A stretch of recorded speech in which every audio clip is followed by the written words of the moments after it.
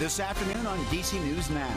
A suspected DUI driver collides into a Montgomery County police officer on the I-270 North. We have the latest on the officer's condition. A cry for safer streets. DC residents say enough is enough. People that are using the bathroom in the front of the building or on the sides of the building or sleeping under the marquee, it's just that we can't have it.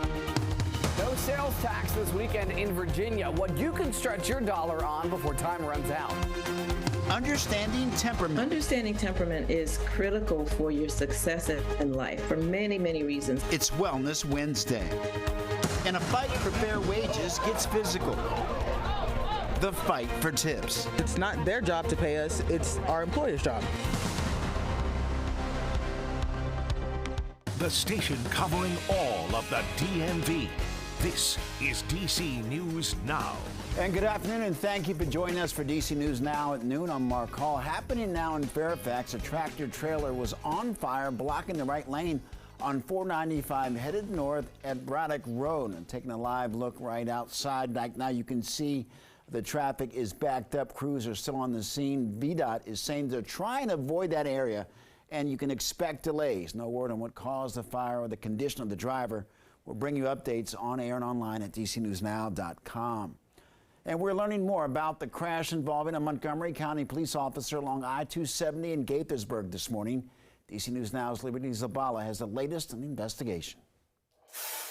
And that collision caused a major traffic backup on the 270 going northbound earlier this morning as police investigated this collision involving an officer.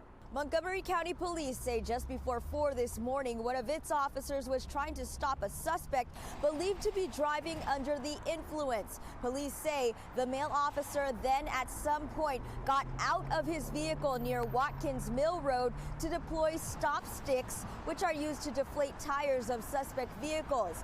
As he was deploying the stop sticks, police say the driver of the suspect vehicle collided with that officer, then took off, continuing to drive northbound. Thankfully, a second officer successfully deployed the stop sticks, bringing that suspect vehicle to a halt. 2 people inside that car were taken into custody. Many drivers are hoping the officer is okay. I hope he can recover quick. You know, he can go back to his family. Montgomery County Police say that officer was rushed to the hospital with serious injuries. For now, in Gaithersburg, Liberty Zabala, DC News Now. Liberty, thank you. And a new report is detailing pedestrian crashes in 2022, and it finds that the number of pedestrians killed by cars is soaring. The report comes from the Governor's Highway Safety Association. It says pedestrian deaths surged nearly 20% in 3 years. Last year in Virginia, 169 pedestrians were killed. In Maryland, that number was 129, and there were 16 in the district.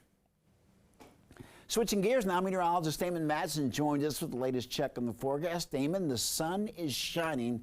I hope that's a sign of things to come. Yeah, Mark, these last couple of days have not been all that bad weather-wise, but today looking like one of the nicest we've had all week long so far, as that sunshine is becoming more common. Now, we started out with some chilly temperatures this morning. Those lows were down well into the 40s pretty much across the board. Hagerstown held on at 50 degrees, as did Westminster and Orange. But again, even in D.C., we saw those readings drop into the 40s before the sun came up this morning. But now, with sunshine breaking out, especially across the eastern half of the DMV, we are jumping up through the 60s. But back to the west, you notice these 50s still lingering around. Well, go figure. Some of the clouds have not totally cleared out just yet. Lots of sunshine being found right near I-95, D.C. into southern Maryland. But the more west you go from there, we're looking at rather cloudy skies. For the time being, we're expecting this cloud deck to slowly break up as we go through the rest of the afternoon. So most of us will see at least some bit of cloud cover here this afternoon. Others to the east especially will see more sunshine. Where you have that added sunshine, temperatures will make a run toward the middle and upper 60s. Where there is more cloud cover, a little bit cooler, but likely still in the 60s. Now, as we roll toward the end of the week here, is there still some rainfall on the way for Friday and Saturday? We'll have a full look at your forecast in just a bit. All right, Damon, thank you. Happening now, Councilmember Brooke Pinto is hosting crime and public safety walks with other council members, people from the public safety agencies and people who live in their neighborhoods. Today's safety walk is getting underway right now in Ward 8 on 16th Street Southeast and Good Hope Road. There's another safety walk that starts around 3:15 in Ward 4, and that starts on Georgia Avenue and Upshur Street in Northwest. Meanwhile, the district is hoping to disrupt crime on H Street. Business owners and community leaders say enough is enough, and they're saying that they're sick of the robberies, the shootings, and more crime that's impacting their ability to stay open. DC News Now's Mariel Carbone is on H Street with more. It's just not a good look for our business. For business owner Kasia Ebron, the opening of her store, Luxury Soil, a dispensary and boutique on 8th Street, has come with its fair share of challenges, from people loitering out front to... We've had somebody who was under the influence and banging on our door and broke our door. We also have issues with the defecating and peeing in the back alley. And that impacts business. We have to come out of our pocket to do things that the city should be in control of. According to police data, violent crime is up in and around the H Street corridor, and businesses have experienced repeated break-ins. Car thefts are increasing, and last month, a shooting at Crew Lounge left one person dead. And we get no response. Nothing. It's why business leaders and MPD are working together. Tuesday, this group meeting to come up with a plan to disrupt crime along the corridor. Ending that activity and making people feel safe to come out. First District Commander Colin Hall says progress is happening. We've made some significant arrests. We've stood up a bike unit that's out here every day, and I think that's having an impact. And with today's meeting, he's hopeful that'll continue. This is a great first step. So do business leaders who say change must happen to revitalize the corridor. Having people that are using the bathroom in the front of the building or on the sides of the building or sleeping under the marquee, it's just that we can't have it because we can't open our doors. It's an unsafe situation. Reporting for DC News Now, I'm Mariel Carbone. Mariel, thank you. Meantime, the district is preparing for an in-depth study of its pro sports stadiums as leaders work to see what it would take to build a new one for the Commanders. Stadiums in the study include Capital One Arena, the RFK site, Nationals Park, and Audi Field. Another pressing need is a new scoreboard in Nats Park that would cost over $20 million. Council Chair Phil Mendelson continues his opposition to a new taxpayer-funded football stadium in the district. I would have thought there was more urgency around this. The city needs to deal now, today, with issues that the Washington Nationals have with the stadium that we own, where there's a lot of deferred maintenance.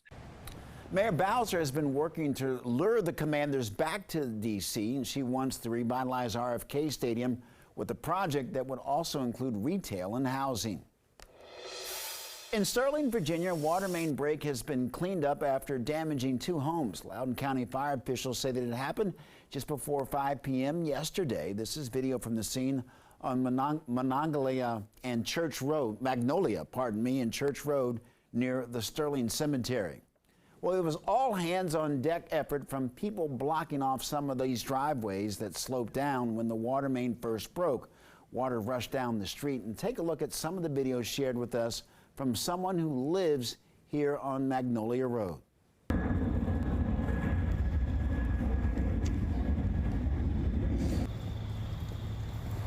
Overall, much worse damage was avoided, but to nearby residents, it was very unusual. A worm of water almost, just like a brown sludge started coming. There will be some silt cleanup, but other than that, I think we got off easy. Well, Loudoun officials say that luckily no damage to the bases of any of these homes, but 2 garages had some minor water damage. No one was displaced. Well, hundreds of thousands of Virginia parents are struggling to find and pay for child care. This comes as a new state report finds 85% of Virginia families can't afford it. Right now, lawmakers say that things will only get worse with federal funding set to expire.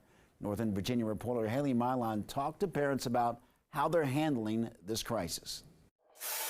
Parents tell me they feel like they're working just to be able to afford to pay for childcare. One Leesburg mother of 3 says that she works from home while caring for her infant and paying for 2 older children to go to daycare. A lot of people she knows, though, say they just can't afford to have kids. For my 2 boys, it's about $3,000 a month. About $36,000 a year to send 2 children to daycare. Julia Foley says she works from home while caring for her youngest child to give her family a little financial wiggle room. I would literally be working to childcare, which I am now, but I mean, I still have like $200 to myself. I'm like, oh, I can go get my nails done. Sending 3 kids, though, would push things over the edge. She says some just can't afford to be a parent. People are scared to have 1 kid because they are saying it's so expensive. Inflation and worker shortages over the past couple of years have sent costs soaring. The report finds that 85% of Virginians with infants can't afford child care in the current market. And federal funding for subsidies expired last month. Subsidies accepted by 42% of child care centers. Senator Tim Kaine warns that tens of thousands of child care spots could soon disappear. The report finding it would cost $320 million a year to continue that level of funding. Foley and other families are managing by multitasking and working from home and taking advantage of multi-child discounts. It's insane. The report details some long-term recommendations for both the governor and the Virginia General Assembly. For more on that, go to dcnewsnow.com, keyword search Virginia Child Care. From our Northern Virginia Bureau, I'm Haley Milon, DC News Now. Haley, thank you. Developing now, President Biden addressing the ongoing conflict between Israel and Hamas this afternoon. He just wrapped up remarks regarding new aid to the area. Take a listen. The vast majority of Palestinians are not Hamas. Hamas does not represent the Palestinian people. Today, I'm also announcing $100 million in new U.S. funding for humanitarian assistance in both Gaza and the West Bank. This money will support more than 1 million displaced and conflict-affected Palestinians, including emergency needs in Gaza. The president is in the Middle East talking to leaders as the Israeli-Hamas war approaches its 2nd week. President Biden is meeting with Israeli leaders, including Prime Minister Benjamin Netanyahu. Well, his 2nd stop in Jordan was canceled yesterday after an explosion that killed hundreds in a Gaza hospital. That explosion reportedly caused by a missile strike. At least 500 people died and hundreds more were injured. This could be the deadliest strike on Gaza since 2008. Officials say that both Hamas and Israel are denying responsibility for the attack. The president did not say it appeared to be, the president did say that it appeared to be the result of an errant rocket fired by a terrorist group in the Gaza region. As the war plays out, Virginia Attorney General Jason Miyares is asking local law enforcement to donate extra gear. Miyares sent a letter today to all 123 Virginia sheriffs. He's asking them to donate what they can, saying that his office will then ship that, whatever they find or whatever they accumulate, to the Israeli military. After the break, we're stretching your dollar. Virginians, get ready for a sales tax holiday this weekend.